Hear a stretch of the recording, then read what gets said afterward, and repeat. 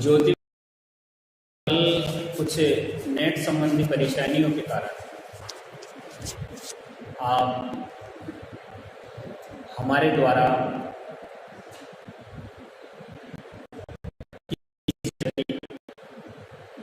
प्रसार को आप नहीं देख पाए, इसके लिए हमें खेद है। मैं परसों जो नील्स बोर की परिकल्पनाएं आपको लिखवाई थी, कल मैंने नील्स बोर की परिकल्पना आपको समझाई थी और नील्स बोर की परिकल्पना को समझाने के साथ ही मैंने वर्गीकरण की आवश्यकता पर भी प्रकाश डाला था। आज मैं दोबारा से आपको नील्स बोर की परिकल्पना को समझा करके और वर्गीकरण की आवश्यकता के बारे में बताऊं। सबसे पहले मैं आपको रदरफोर्ड का जो स्वर्णपत्री प्रयोग था, उस स्वर्णपत्री प्रयोग ने जिन बिंदुओं को समझाने में असफलता प्राप्त की थी, उस रेखीय स्पेक्ट्रम और उसकी व्यवस्थित स्थिति को समझाने का प्रयास नील्स बोर ने किया। नील्स बोर ने अपनी परिकल्पनाओं में बताया कि परमाणु के केंद्र में एक नाभिक होता है और नाभिक में एक धनावेशित कण प्रोटॉन पाया जाता है। पहला बिंदु, नील्स बोर ने अपनी परिकल्पना में कहा कि परमाणु के केंद्र में एक नाभिक होता है और नाभिक में धनावेशित कण प्रोटॉन पाया जाता है। परमाणु में इलेक्ट्रॉन एक निश्चित त्रिज्या और ऊर्जा वाले पथ में चक्कर लगाते हैं। इन निश्चित त्रिज्या और ऊर्जा वाले पथ को कक्षा, कोश, ऊर्जा स्तर के नाम से जाना जाता है। तीसरे बिंदु में नील्स बोर ने बताया कि इन निश्चित ऊर्जा वाले कोश, कक्ष या निश्चित त्रिज्या वाले जो ऊर्जा स्तर होते हैं, इन्हें n से दर्शाया जाता है। ये हमेशा पूर्णांक संख्या 1, 2, 3, 4 या k, l, m, n, o के अनुसार प्रदर्शित की जाती है। n की संख्या यानी कक्षा की संख्या बढ़ने पर ऊर्जा का मान भी बढ़ता चला जाता है और नाभिक से कोश की दूरी बढ़ती चली जाती है। n बराबर 1 यानी k कक्ष की ऊर्जा सबसे कम होती है। इससे आगे पॉइंट में बताया कि इलेक्ट्रॉन का जो चक्कर लगाने का पथ होता है, वो इलेक्ट्रॉन उसी पथ में चक्कर लगाता है जिसका कोणीय संवेग mvr बराबर h/2π के बराबर या उसका गुणक होता हो। अर्थात कोणीय संवेग nh/2π के अनुरूप इलेक्ट्रॉन चक्कर लगा पाता है।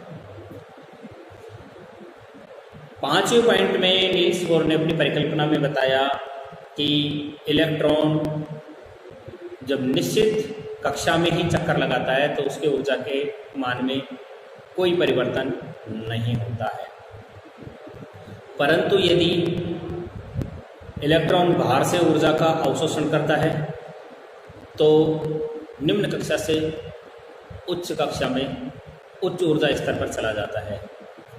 उसी प्रकार यदि इलेक्ट्रॉन ऊर्जा का त्याग करता है तो उच्च ऊर्जा स्तर से निम्न ऊर्जा स्तर यानी निम्न कक्षा की ओर चला जाता है।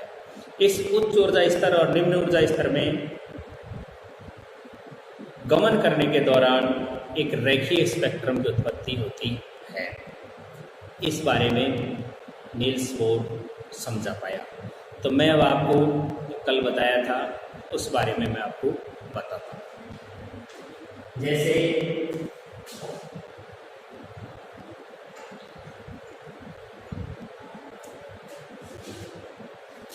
ये आपका परमाणु है।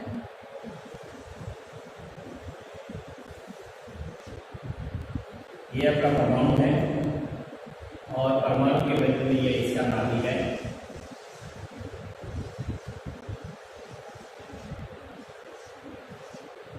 और नाभिक में ये धनावेशित कण प्रोटॉन पाया जाता है। इसका नाम हो गया धनावेशित कण। इसको प्रोटॉन कहते हैं।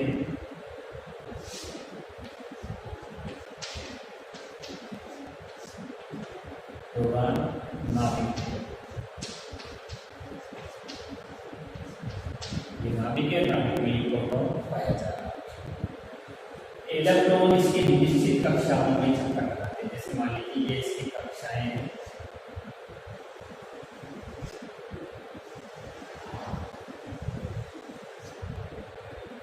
जैसे मान लीजिए इसे हमने इलेक्ट्रॉन चक्कर लगाया, इसको हमने प्रथम कक्षा कहा।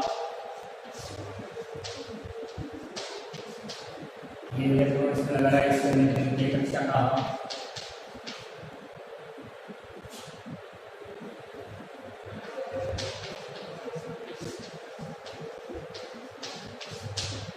ये इलेक्ट्रॉन इसे हमने तृतीय कक्षा कहा।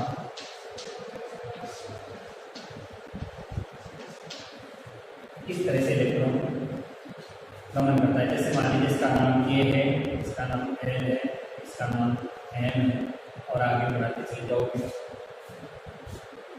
इनकी संख्या को पूर्णांक, जैसे यहाँ n बराबर हमने इसे 1 के नाम से जान लिया, यहाँ हमने n बराबर 2 के नाम से जान लिया, n बराबर 3 के नाम से। ये इस तरह से आगे बढ़ाते जाओगे तो आप और भी बढ़ा सकते हो। जैसे मान लीजिए ये परमाणु का आकार है, ये इसका आगे वाला कक्ष है, ये 11, ये n बराबर 4 हो गया। जैसे इस तरह से तो इनकी जो संख्या होती है पूर्णांक में होती है 1, 2, 3, 4 के अनुसार। ये 11 कह सकते हैं। ये इसका नाभिक हो गया, नाभिक को प्रोटॉन पर पाया जाता है। ये कक्षा हो गई, द्वितीय कक्षा हो गई, तृतीय कक्षा हो गई। जो n की संख्या बढ़ती जाएगी, जो n की संख्या बढ़ती जाएगी, त्यों प्रोटॉन से कक्षीय या कोश की दूरी बढ़ती चली जाएगी। इसे अपने कक्षा या कोश या ऊर्जा स्तर के नाम से भी जानते हैं। कक्षा, कोश या ऊर्जा स्तर के नाम से भी जानते हैं। हम एक बात ये भी जानते हैं कि इन कक्षाओं में इलेक्ट्रॉन का जो कोणीय संवेग होता है, इन कक्षाओं के इलेक्ट्रॉन का कोणीय संवेग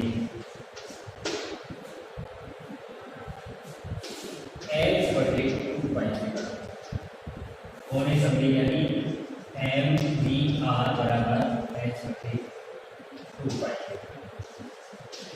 ये बराबर या उसका गुणा। यहाँ जो m है, m बराबर है इलेक्ट्रॉन का द्रव्यमान।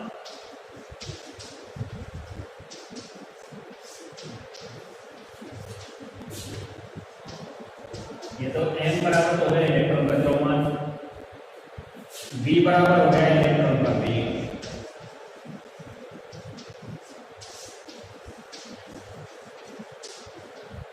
और r बराबर हो गई कक्ष की त्रिज्या। कक्ष या कोश है दो, कक्ष की त्रिज्या जिसमें इलेक्ट्रॉन गति का। तो इस mvr बराबर h/2π या कोणीय संवेग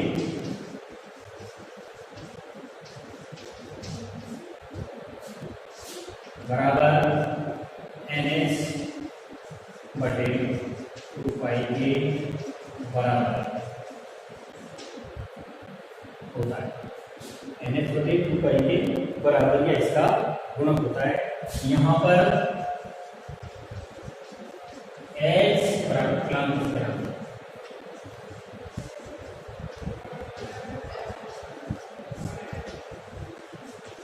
ये मैं आपको कल बता सकता।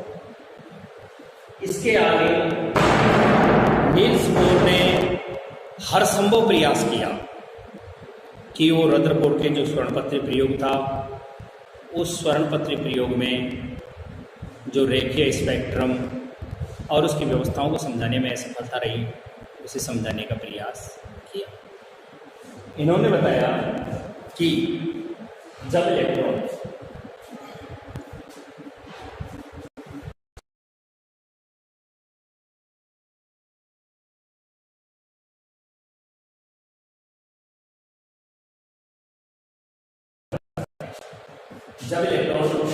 जैसे मान लीजिए ये परमाणु है और ये परमाणु का है नाभिक, ये परमाणु का नाभिक है, नाभिक में ये नाभिक कण और ये उसकी कक्षाएं हैं, से जहाँ इलेक्ट्रॉन गति करता है। मान लीजिए यहाँ भी इलेक्ट्रॉन मौजूद है, यहाँ भी इलेक्ट्रॉन मौजूद है। अब यदि मैं आपसे कहूँ ये इलेक्ट्रॉन यहाँ से उच्च ऊर्जा यदि क्या करता है ये इलेक्ट्रॉन, जैसे मान लीजिए यहाँ इलेक्ट्रॉन है, एक इलेक्ट्रॉन यदि मान लीजिए बाहर से ऊर्जा का क्या करता है, अवशोषण, ऊर्जा का अवशोषण कर रहा है। इलेक्ट्रॉन यदि बाहर से ऊर्जा का अवशोषण कर रहा है तो ऊर्जा को अवशोषित करके और वो क्या करेगा, उच्च कक्षा में चला जाएगा। ऊर्जा का अवशोषण करके और उच्च ऊर्जा स्तर में चला जाएगा।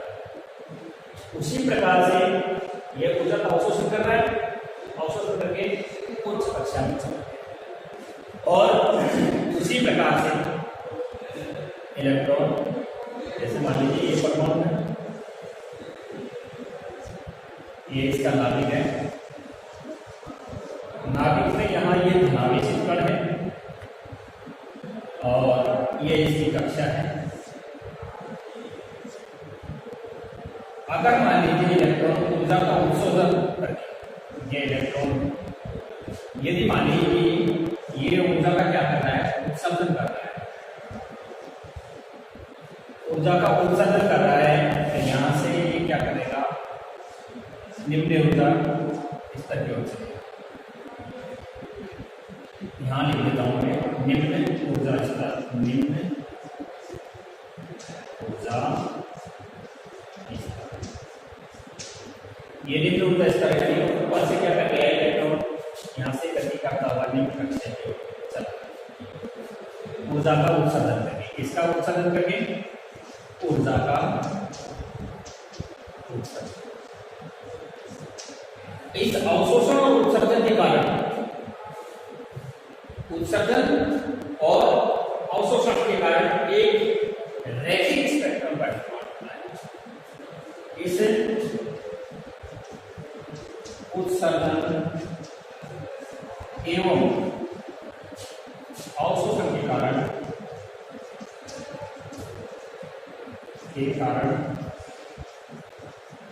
एक रैखिक स्पेक्ट्रम का निर्माण।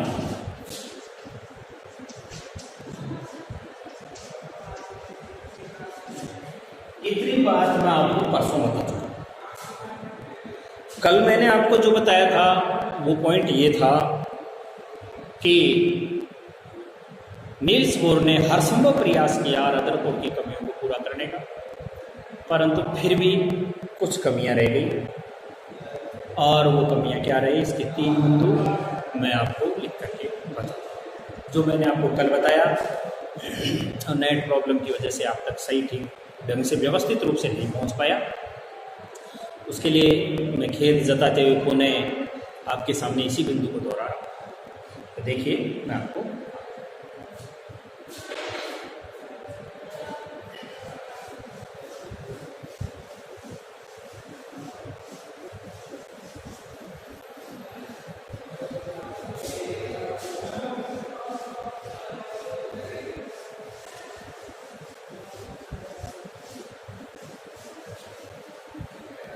हमारा पॉइंट है नील्स बोर की कमी।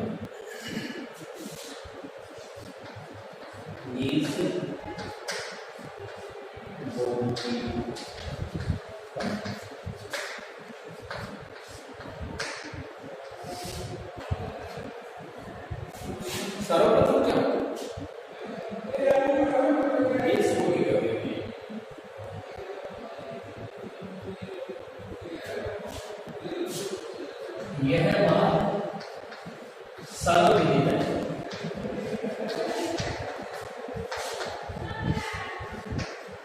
कि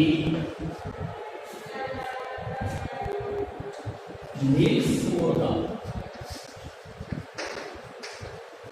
का परमाणु प्रतिरूप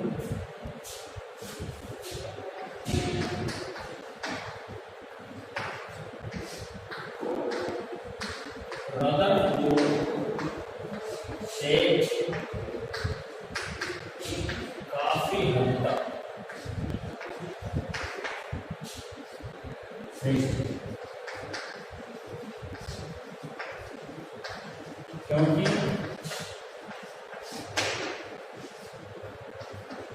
नील्स बोर ने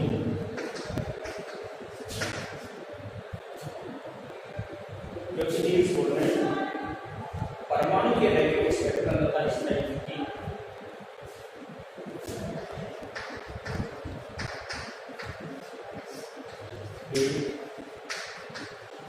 रैखिक स्पेक्ट्रम और उसके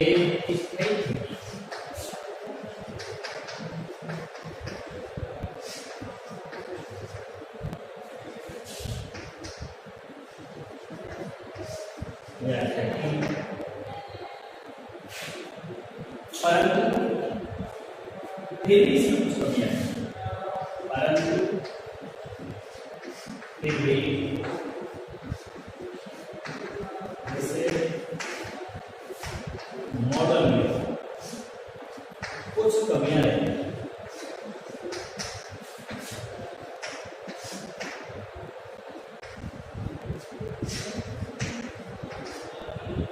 जैसे पॉइंट नंबर 1 की कमी है,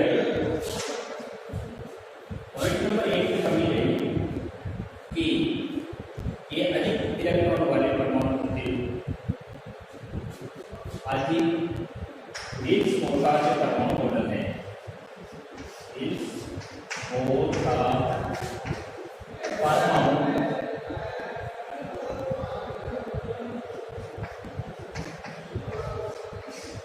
मॉडल,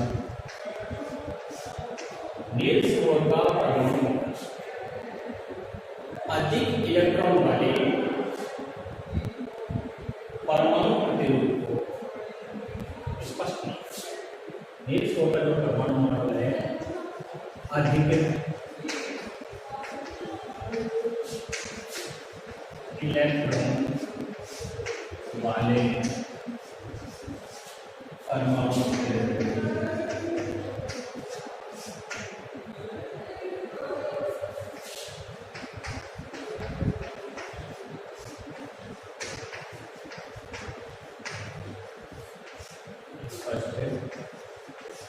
नहीं करता।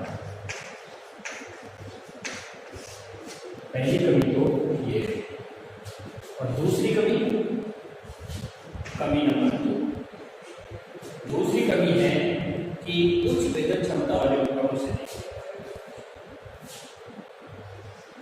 नील्स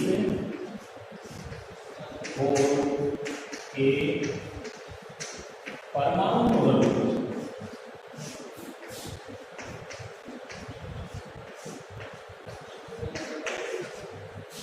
उच्च भेदन क्षमता वाले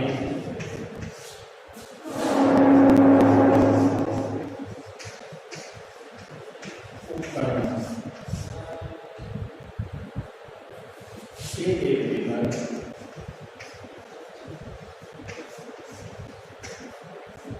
उच्च भेदन क्षमता वाले उपकरणों से जब देखा तो परमाणु का जो रैखिक स्पेक्ट्रम है,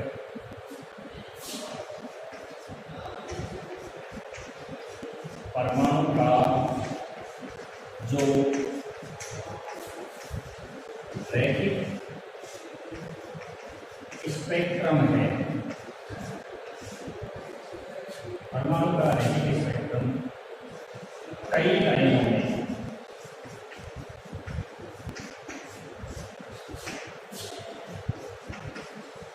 बड़ा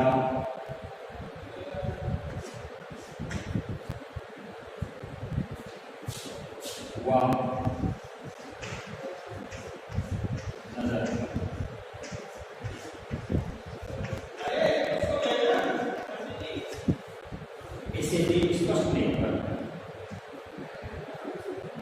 कारण भी बोर मॉडल स्पष्ट नहीं है।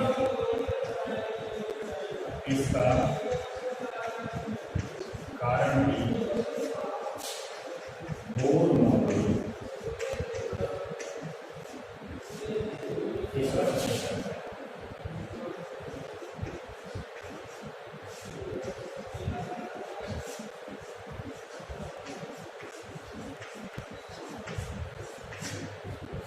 दो कमियां होंगी।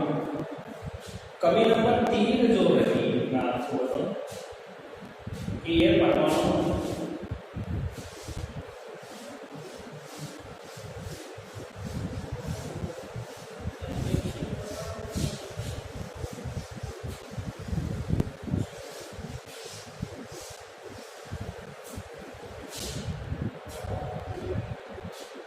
कमी नंबर 3 में परमाणु को रासायनिक बंध बना करके एक स्रोत का परमाणु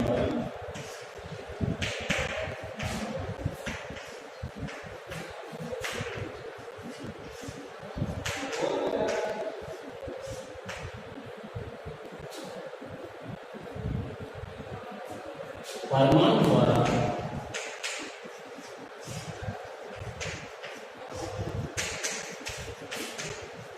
रासायनिक बंध बनाकर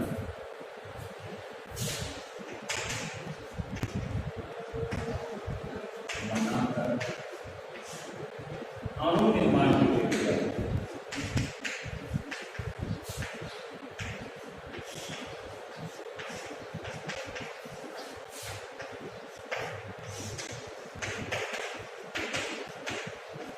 स्पष्ट नहीं है।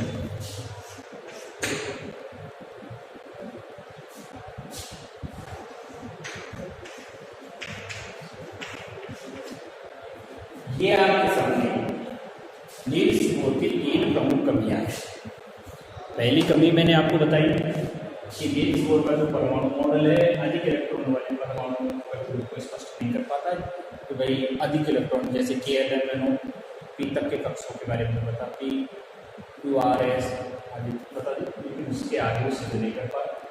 नील्स बोर का जो परमाणु मॉडल है उच्च विभेदन क्षमता वाले उपकरणों से देखने पर पता चला कि परमाणु का जो रैखिक स्पेक्ट्रम है वो कई सारी लाइनों में बटा हुआ नजर आता है, और ये बोर का जो मॉडल है वो ये विभिन्न लाइनों में बटे हुए स्पेक्ट्रम के बारे में स्पष्टीकरण नहीं दे पाए। तीसरा है नील्स बोर का जो परमाणु मॉडल है कि परमाणु के द्वारा जो रासायनिक बंध बना करके अणु का निर्माण किया जाता है, जैसे उदाहरण के रूप में मैंने आपको पहले बताया था NaCl सोडियम क्लोराइड।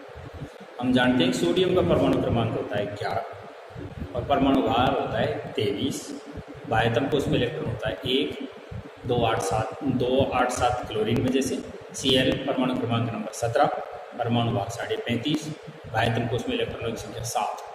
यानी क्लोरीन को 1 इलेक्ट्रॉन की आवश्यकता है अपना अष्टक पूर्ण करने के लिए, और सोडियम को 1 इलेक्ट्रॉन त्याग करके स्थायित्व ग्रहण करना है।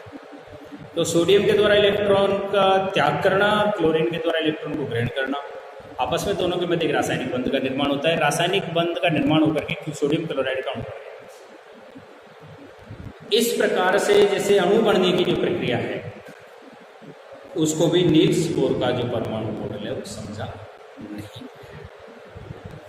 यहाँ तक की बात मैं आपको कल बता चुका था, और इसके बाद मैंने आपके सामने एक क्लासिफिकेशन लिया कि वर्गीकरण की आवश्यकता क्यों। देखिए वर्गीकरण के बारे में इसी सूत्र में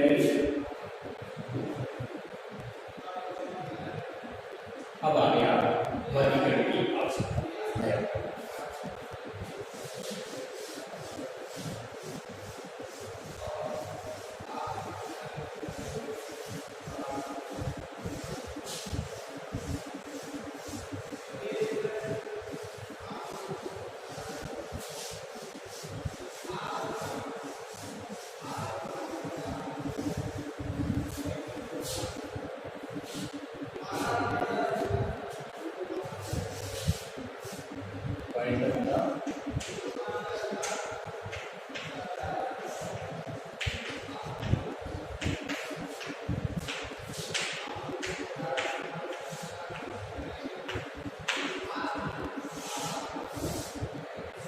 क्लासिफिकेशन वर्गीकरण की आवश्यकता। मैं आपको बताना चाहूँगा क्लासिफिकेशन वर्गीकृत कर देना। जैसे आपने देखा होगा 5 जगत अवधारणा है, फिर जंतु जगत है, जंतु जगत में भी कॉर्डेटा है, नॉन कॉर्डेटा है। नॉन कॉर्डेटा को जैसे 9 भागों में बांटा गया है, कॉर्डेटा को 5 भागों में बांटा गया है और 5 भागों में बांट करके इनके संघ आदि बना दिए गए, इन्हें वर्गीकृत कर दिया है। इसी प्रकार जैसे आपने किसी केमिस्ट की दुकान पर जाते हैं, दवाई वाले के यहाँ पर्ची ले जा करके दे देते हैं और पर्ची ले जा करके उसको देते हैं, तो दुकानदार उठ करके जाता है और उसी जगह पर पहुँचता है जहाँ उसने इस दवाई को वर्गीकृत कर रखा है।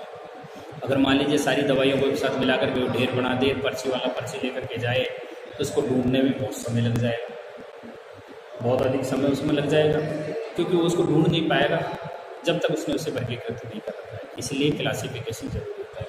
आपने देखा होगा परचूनी की दुकान वाला भी अलग अलग, जैसे नानी के साबुनों को अलग बॉक्स में वर्गीकृत कर देता है, कपड़े धोने की चीज़ को अलग वर्गीकृत कर देता है, खाद्य सामग्रियाँ जहाँ भी है, बिस्किट वगैरह है, चाय है, पेकिंग है, अलग अलग, ये सबको सब जगह वर्गीकृत करके रखते हैं। जैसे स्कूल चलती है, स्कूल में प्रेयर स्थल पर हम देखते हैं कि विभिन्न प्रकार की क्लासें अलग अलग लाइन पंक्तिबद्ध बना करके बैठ जाती है, परंतु उनमें फिर भी बहुत सारे छात्र इधर उधर मिल करके बैठ जाते हैं और जब वहाँ से उठ करके प्रेयर से कक्षों में जाते हैं विद्यार्थी, फिर सब अपनी अपनी कक्षा में ही जा करके बैठते हैं, क्योंकि उनका समान विषय का अध्ययन करना होता है, समान टीचर उनको पढ़ाते हैं, समान उनके गणवेश होते हैं और समानता के आधार पर ही उन्हें विभिन्न प्रकार से बांटा जाता है। तो इस प्रकार से क्लासिफिकेशन करना आवश्यक है। सन 1800 तक लगभग 31 तत्वों की खोज हो चुकी है और सन 1865 तक लगभग 63 तत्वों के बारे में ज्ञान प्राप्त हो गया।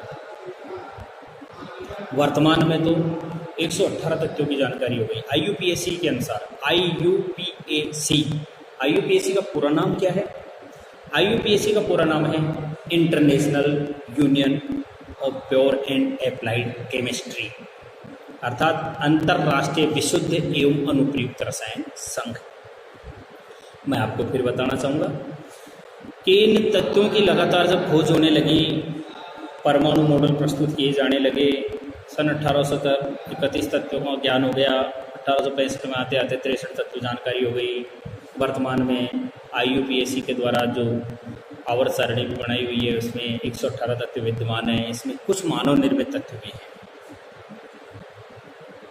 इन 118 तत्वों का क्रमबद्ध और व्यवस्थित रूप से अध्ययन करना, उनके अलग अलग भौतिक और रासायनिक गुणधर्मों का अध्ययन करना, अध्ययन को सरल, सुगम और सुचारू रूप से बनाना आदि के लिए काफ़ी कुछ कठिनाइयाँ सामने आने लगी। इसी बात को ध्यान में रखते हुए हमारे वैज्ञानिकों का ध्यान क्लासिफिकेशन की तरफ गया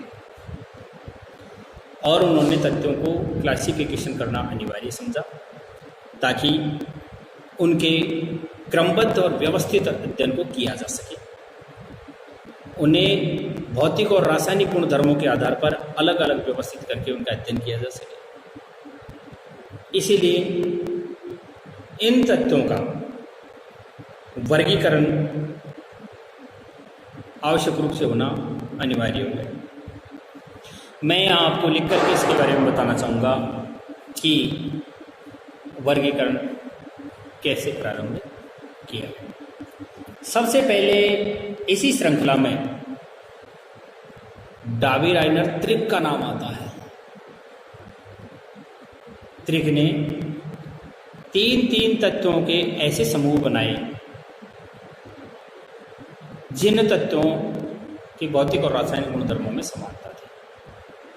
उन्होंने 3 तत्व लिए, जैसे LiNaK, CaSrBa, ClBrI। इस प्रकार से उन्होंने 3 तत्वों का समूह बनाया जो त्रिक कहलाया, डावे राइनर का त्रिक नाम से जाना जाता है। और इस त्रिक की क्या विशेषता थी? इस त्रिक की विशेषता ये थी कि पहले वाले तत्व और तीसरे वाले तत्व का जो परमाणु भार है, मध्य वाले तत्व के परमाणु भार का औसत लगभग दुगुना होता है, या यूँ कह दो पहले और तीसरे का योग से मध्य वाला औसत आधा होता है, और गुणधर्म भी उन दोनों के मध्य वाले होते हैं। मध्य वाले तत्व के गुणधर्म भी पहले और तीसरे के गुणधर्म के मध्य वाले होते हैं। इस प्रकार से डावेराइडर ने सबसे पहले वर्गीकृत करने का शुरुआत किया। मैं आपको इसके बारे में देखिएगा। वर्गीकरण की आवश्यकता। हमारे चारों तरफ बहुत सारे पदार्थ हमें दिखाई देते हैं। हमारे चारों तरफ जो बहुत सारे पदार्थ दिखाई देते हैं,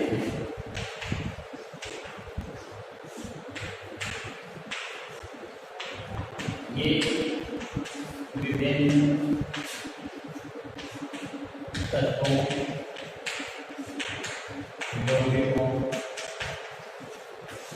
एवं मिश्रणों द्वारा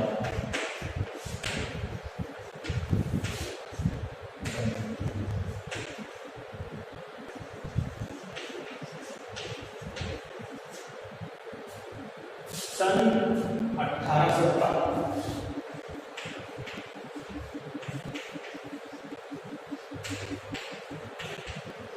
लगभग 30 तत्वों की खोज हुई तथा सन 1865 तक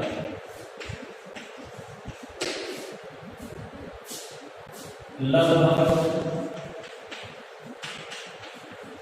63 तत्वों का ज्ञान प्राप्त हो।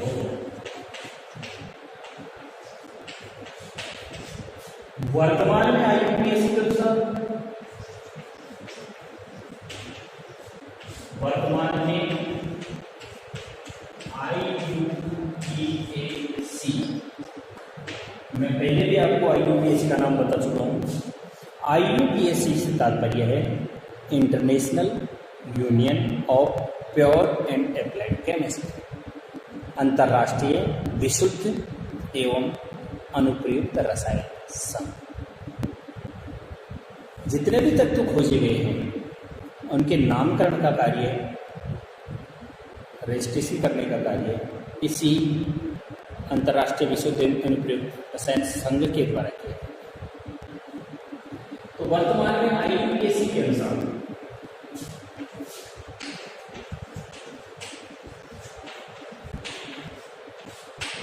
लगभग 118 तत्वों की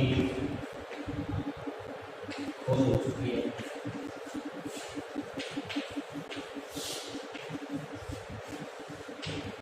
इन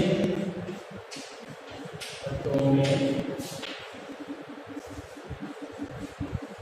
कुछ मानव निर्मित तत्व हैं, मानव निर्मित तत्व हैं, परंतु इतने सारे तत्वों की खोज होगी, इन सभी तत्वों को अलग अलग रखना, इन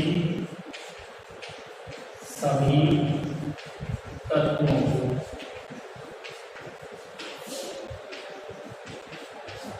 अलग अलग रखना,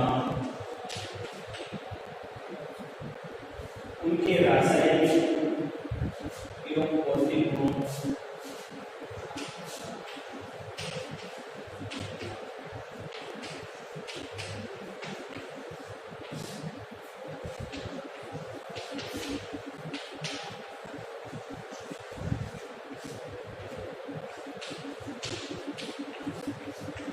इनके रासायनिक और भौतिक गुणधर्मों के अनुसार इनका अध्ययन करना,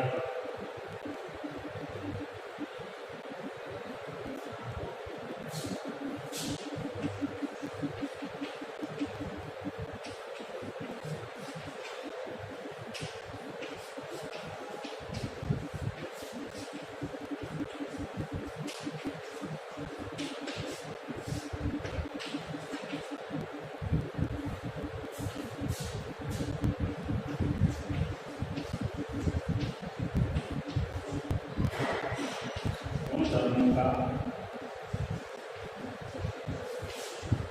अध्ययन करना एक कठिन कार्य है।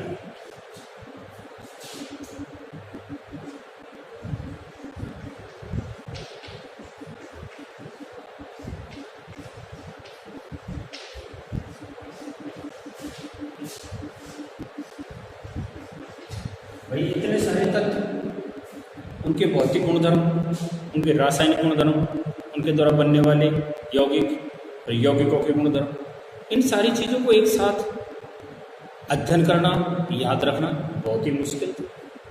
इसलिए क्या हुआ, वर्गीकरण करने की आवश्यकता महसूस हुई। अभी क्या इसके बारे में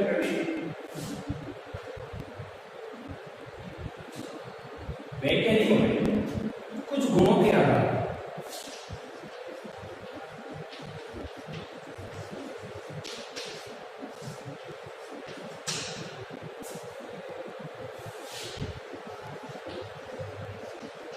कुछ गुणों को आधार लेकर इन्हें व्यवस्थित करने का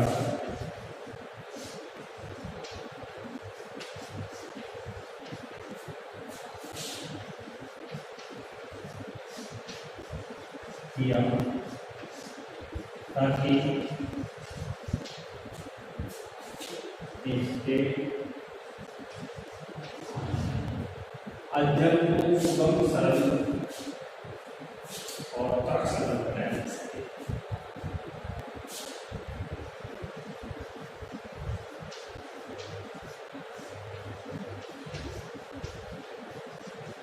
सुगम, सरल एवं तर्कसंगत बनाया जा सके।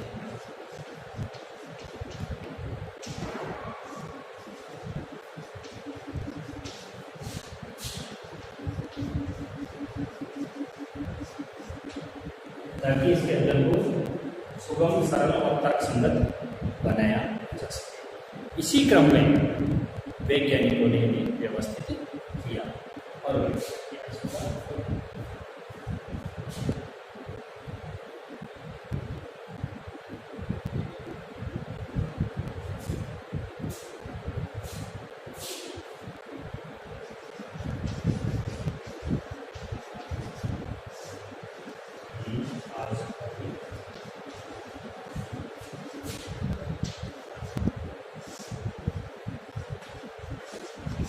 ये बात मैं आपको कल पढ़ा चुका था। यहाँ तक का मैंने आपको कल पढ़ा दिया था कि भाई वर्गीकरण की आवश्यकता क्यों हुई। बहुत सारे तत्व हो गए थे, अलग अलग याद रखना, अलग अलग व्यवस्थित करना, उनके रासायनिक भौतिक गुणधर्मों के अनुसार उन्हें क्रमों में बांटना, उनके द्वारा बनने वाले यौगिकों के गुणधर्मों को याद रखना, ये बड़ा कठिन कार्य हो गया था। जब ये बड़ा कठिन कार्य हो गया तो वैज्ञानिकों की सोच इस ओर गई कि इनके गुणधर्मों में कुछ समानताएं लेकर इन्हें कक्षों में व्यवस्थित कर दें या वर्गीकृत कर दें, तो अध्ययन को सरल, सुगम और तर्कसंगत भी बनाया जा सकता है। इसी कड़ी में ये वर्गीकरण की आवश्यकता महसूस है। अब वर्गीकरण क्लासिफिकेशन की शुरुआत कैसे हुई, देखिए मैं इसके बारे में आपको बताना चाहूँगा। वर्गीकरण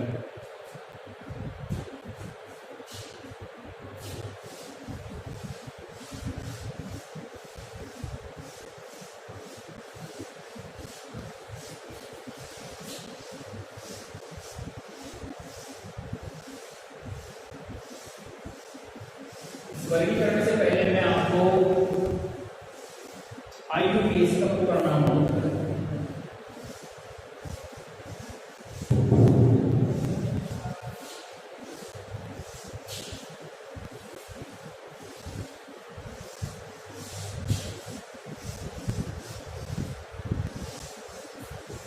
हमारा पॉइंट चल रहा है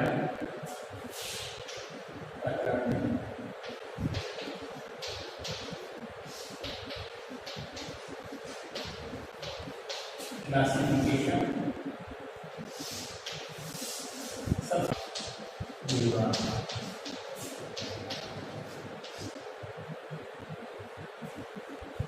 इंटरनेशनल यूनियन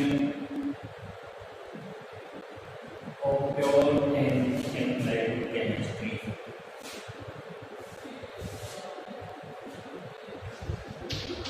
इंटरनेशनल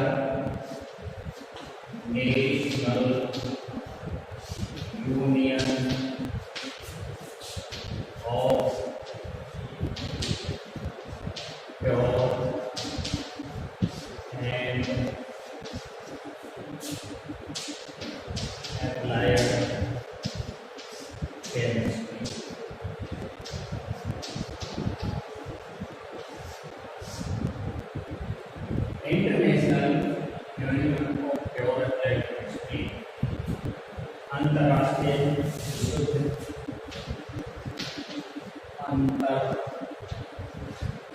अंतर्राष्ट्रीय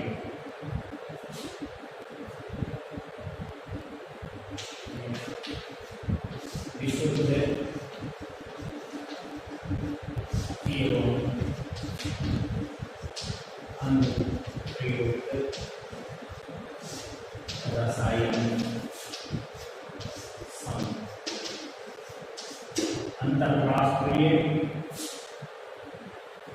विशुद्ध एवं अनुप्रयुक्त रसायन संघ, ये IUPAC का नाम है, international union of pure and applied chemistry, अंतर्राष्ट्रीय विशुद्ध एवं अनुप्रयुक्त रसायन संघ।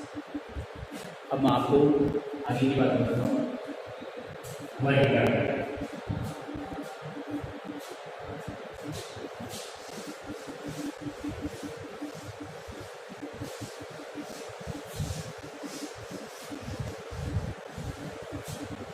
तत्वों का परीक्षण वैज्ञानिकों के अनेक वर्षों के प्रयोगों पर करना होगा। तत्वों का वर्गीकरण वैज्ञानिकों अनेक वर्षों के कठिन परिश्रम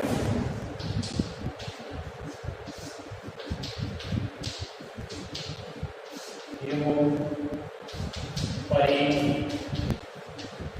परिकल्पनाओं का परिणाम। तत्वों का जो वर्गीकरण है वैज्ञानिकों का अनेक वर्षों का प्रयास है, कठिन परिश्रम, मेहनत और परिकल्पनाओं का ये परिणाम है जो हमारे सामने दमित्री यानोविच मेंडलिक और आधुनिक आवर्त सारणी हेनरी मोजले व्यवस्थित होकर के तथ्यों का अध्ययन करवाने के लिए हमारे सामने प्रस्तुत है। ये जो हेनरी मोजले और दमित्री यानोविच मेंडलिक की जो आवर्त सारणी आई है, ये यूं ही नहीं आ गई है।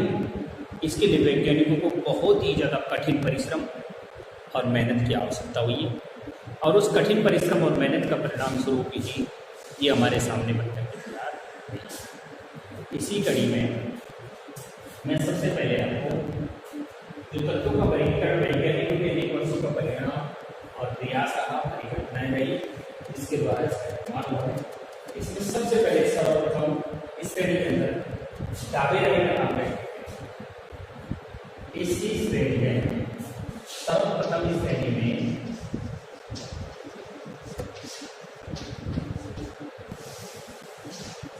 में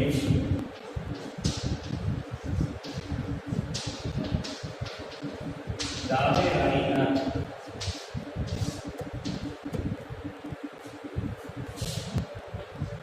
नाम वैज्ञानिक है।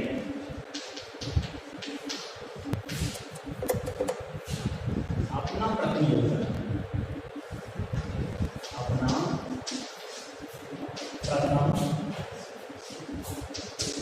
योगदान दिया।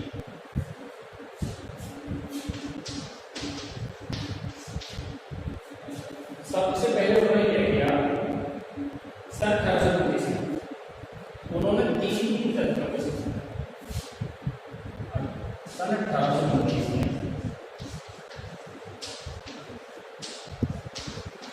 उन्होंने तीन तत्वों के समूह बनाए।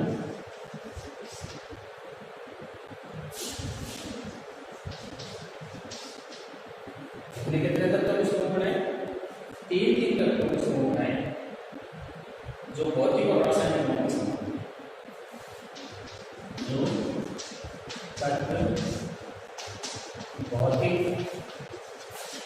एवं रासायनिक गुण बनाते हैं।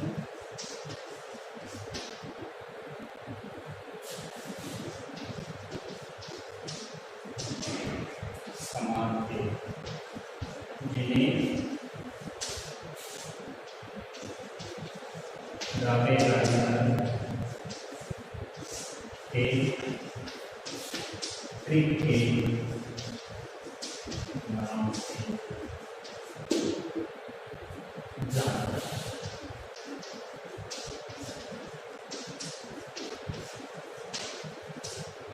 तत्वों का वर्गीकरण वैज्ञानिकों के अनेक वर्षों के परिश्रम, प्रयास और परिकल्पनाओं पर सर्वप्रथम इस ग्रंथ में डाबेलैंडर नामक वैज्ञानिक ने अपना योगदान सन 1829 में उन्होंने तीन तत्वों के समूह बनाए जो तत्व भौतिक और रासायनिक गुणों के समान थे और जिन्हें डाबेलैंडर के नाम से जैसे पहला आ रहा था, पहले देखें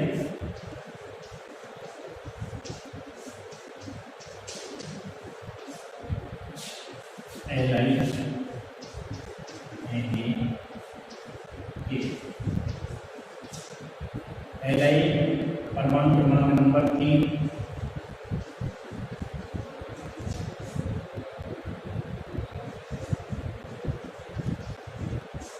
परमाणु क्रमांक 3, परमाणु क्रमांक 11 और परमाणु क्रमांक 19।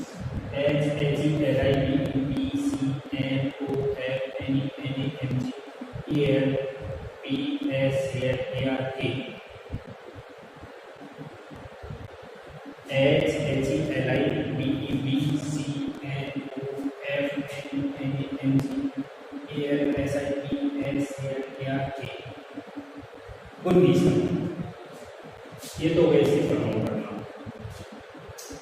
बाह्यतम कोश में इलेक्ट्रॉन लिखा जाए, इलेक्ट्रॉन विन्यास एलआई का हो गया 2 1, Na हो गया 2 8 1, इसका हो गया 2 8 8 1, यानी सबके बाह्यतम कोश में एक इलेक्ट्रॉन विद्यमान है। और आधुनिक जो आवर्त सारणी है उसके वर्ग नंबर फर्स्ट में हलेना की रब से पर्याप्त LINAK अभी मौजूद है। हलेना की रब से फाटा तो LINAK पहला क्लिक है 3 या 19 2 1 2 8 1 2 8 8। इसका परमाणु भार देखा जाए, भार परमाणु भार इसका है 7, इसका परमाणु भार है 23, इसका परमाणु भार है 39। हम देखेंगे इसे और इसे योग करते हैं, इसे और इसे योग करते हैं तो ये दोनों का योग लगभग इसका 2 या इन दोनों का योग का ये लगभग आधा होता है। इस तरह से इसने 3 त्रिक बनाए। कितने त्रिक बनाए? 3 त्रिक बनाए, जो मैं आपको एक सारणी बना करके दिखाता। यहाँ हम देखेंगे LINAK, दूसरा है CaSrBa और तीसरा है ClBr4i। इसके बारे में मैं आपको कल समझाऊंगा।